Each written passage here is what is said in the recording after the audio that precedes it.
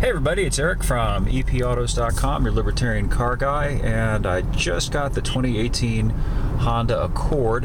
This is my first drive in the thing, and thought I'd show you the instrument cluster in the cabin. And then one thing I'd really like to show you, if I could, is the operation of the 10-speed automatic transmission that Honda has introduced in this car, and that comes with a 2-liter engine, the new turbo engine that replaces the V6, and also the standard smaller turbo 4-cylinder, I think. Got to check on that. I'm certain it comes with the 2-liter engine. In any event, I'm trying to get it to display the upper overdrive gears. It actually has 3 overdrive gears according to the tech materials that I've looked at, with the final gear, 10th gear, being something like a 0.52 ratio, so it should really cut the RPMs down. I'm trying to figure out what gear I'm in right now. I'm descending a gentle grade at about 45 miles an hour, so I'm going to put it in a manual mode and see what I can do. Okay, it says 8, but it doesn't want to. Well, okay, now if I can get it into 8, but it won't stay in 8,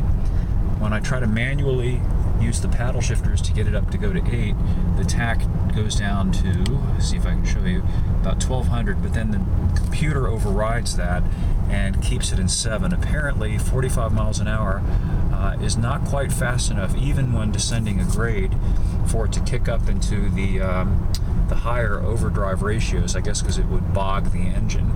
But I'm curious to see what the RPMs will be on the highway at, say, 60, 65, 70 miles an hour in 10th. I'm guessing it's probably going to be barely over 1,000 RPM, steady state cruise at 65 or so in 10th gear. I also want to look at what the mileage difference is with this engine and transmission versus last year's V6 combo. If prior experience is any guide, there'll be a difference, but it won't be enormous. It'll probably be on the order of 3 to 4 or so miles per gallon, maybe even 5. And that brings up an interesting question for me. Is it worth it? Is it worth it to you, the buyer? Now, this is not a criticism of Honda. A lot of manufacturers are going to this type of technological, what's the word I'd like to use here?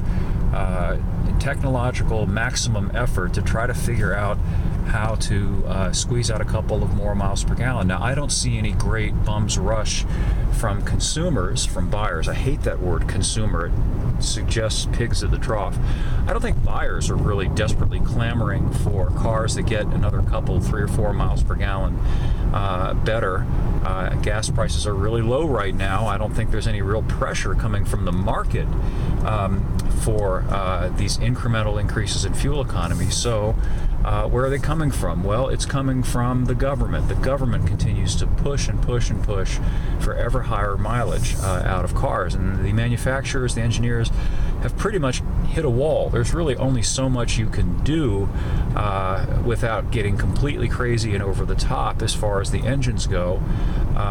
Or the cheaper and actually cost-effective way, which is to reduce the weight of the vehicle. They've tried doing that to the extent as possible by using composites and aluminum rather than steel and so on. The problem is that the government's safety mandates are such that it's very, very difficult to build a lightweight car unless you use extremely exotic materials, which are expensive, like carbon fiber, for structural parts. So the cars are fairly heavy, and that creates a quandary. How do you make a heavy car get better and better gas mileage? Well, one way that you do that is by going with the small turbocharged engines that are now becoming commonplace in all cars, and it's why the V6 has gone from the Accord. Again, it's not because buyers didn't like the V6. They like the power of the V6. The problem is the V6, let's just call it, averages 28 miles per gallon. And this little turbo engine that's replacing it, let's say that it averages 30 or 32 or something like that. So you get a slight increase in gas mileage. And then by replacing a 6-speed automatic with a 10-speed automatic, you get really, really deep overdrive gearing on top, and you can use the shorter spacing between the gears to keep the RPMs down as the car accelerates. And that's another way that they decrease fuel consumption. But here's the catch. This stuff is not cheap.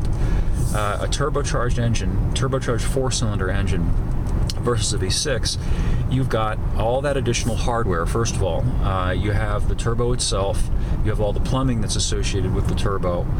Generally, you'll have an intercooler in addition to that. You'll have to have specific exhaust plumbing to accommodate the turbocharger.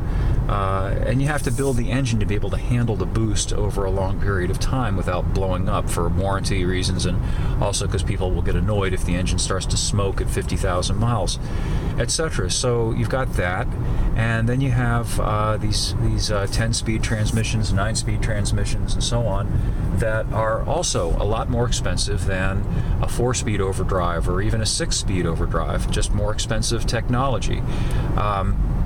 And if they fail on you at some point down the road, you're the second owner or third owner, or if you're the first owner and you've held on to your car for 12 or 13 years, you like your car, it's a good car, and then one day the transmission croaks on you. Well, in the past that wasn't such a big deal because you could replace the transmission and it was worth doing it, or because you could do it for, let's say, $2,000 parts and labor, maybe $2,500.